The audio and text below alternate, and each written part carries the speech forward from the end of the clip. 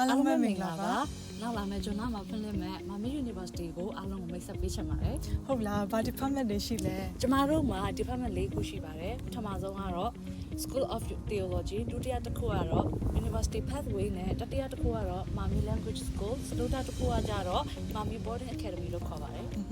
School of Theology အောက်မှာကျတော့ program 3ခုရှိပါတယ် certificate level bachelor level နဲ့ master level ဆိုပြီးတော့3ခုရှိပါတယ်ဒီ certificate level မှာကျတော့တစ်နှစ်တက်ရောက်ရမှာဖြစ်ပြီးတော့အမှုတော်ဆောင်ခြင်းတဲ့ဘယ်သူမှဆိုတက်ရောက်လို့ရပါတယ်ဒီ bachelor degree နဲ့ master degree ကကျတော့ဆယ်တန်းအောင်တဲ့သူနဲ့မအောင်တဲ့သူအတွက်ဆိုပြီးတော့ခွဲခြားထားပါတယ် bachelor degree ကိုကျတော့4နှစ်တက်ရောက်ရမှာဖြစ်ပြီးတော့ master degree ကိုကျတော့2နှစ်တက်ရောက်ရမှာဖြစ်ပါတယ် ဆက်လက်ပြီးတော့ကျွန်မက University Pathway ဆိုတဲ့ department တစ်ခုကိုမိတ်ဆက်ပေးချင်ပါတယ်အဲ့ဒီ University Pathway မှာကျတော့ကျောင်းသူကျောင်းသားတွေက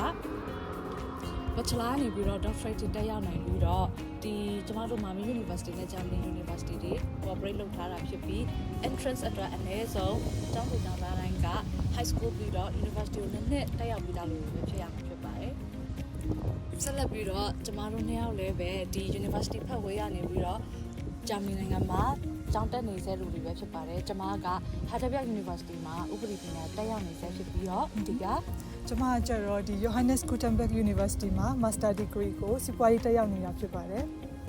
ဆက်လက်ပြီးဒီကိုအနာကစိတ်ပူနေတဲ့ကျောင်းသူကျောင်းသားတွေအတွက်ဒီစိတ်ပူစရာမရှိဘဲနဲ့ဒီ University Pathway လေးကို join ဖို့ဆက်လက်ပြီးတော့ကျွန်မတိုက်တွန်းလိုပါတယ်ဒီ University Pathway ကကျောင်းတက်ရင်းနဲ့လည်းအလုပ်လုပ်နိုင်ပြီးတော့ကျောင်းပြီးတော့လည်းအလုပ်ဆက်လက်ပြီးတော့ဒီနိုင်ငံမှာလုပ်နိုင်ဖို့ရအတွက်ဒီအခွင့်အရေးကောင်းလေးတစ်ခုပဲဖြစ်ပါတယ်ဒီအခွင့်အရေးကောင်းလေးကိုအားလုံးပဲလက်ဆွဲခိုင်းထားကြဖို့ကျွန်မတိုက်တွန်းချင်ပါတယ်နောက် department တစ်ခုကကြတော့ဘာလို့ခေါ်လဲMami Boarding Academy ဖြစ်ပါတယ် Mami Boarding Academy မှာကျတော့ဒီ17တန်းနဲ့12တန်းတက်ရောက်ခြင်းနဲ့မောင်လေးညီမလေးတွေအတွက်ဖွင့်လှစ်ထားတာဖြစ်ပါတယ်နောက်စတုထနောက်ဆုံး department တစ်ခုကကြတော့ Mami Language School လို့ခေါ်ပြီးတော့ကျမတို့ဘာသာစကားတွေကကြတော့ဂျာမန်အင်္ဂလိပ် Biblical Hebrew နဲ့ Greek တွေကိုဆက်လက်ပြီးတော့ offer ထားတာဖြစ်ပါတယ်ဒီ offer လုပ်တဲ့ program တွေအားလုံးကိုကြတော့ရန်ကုန် campus မှာတက်ရောက်ရမှာဖြစ်ပါတယ်ပြီးတော့ဒီအရေးချင်းရှိပြီးတော့ financial ပြဿနာရှိတဲ့မောင်လေးညီမလေးတွေအတွက်ကြတော့လည်းဒီ scholarship တွေလည်းပြင်ဆင်ပေးထားတာရှိပါတယ်ပြီးတော့ကျမတို့ Mami University ကကြတော့ research oriented နဲ့ဒီ quality တွေကို focus ထားတာဖြစ်ပြီးတော့ကျောင်းသားအရေးအတွက်ကန့်သတ်ထားပါတယ်နောက်ပြီးတော့ဒီ program department လေးခုနဲ့နောက်ပြီးတော့ဒီ program တွေကိုဆက်လက်ပြီးတော့စိတ်ဝင်စားတဲ့လူတွေအတွက် info များများရချင်တဲ့လူတွေအတွက်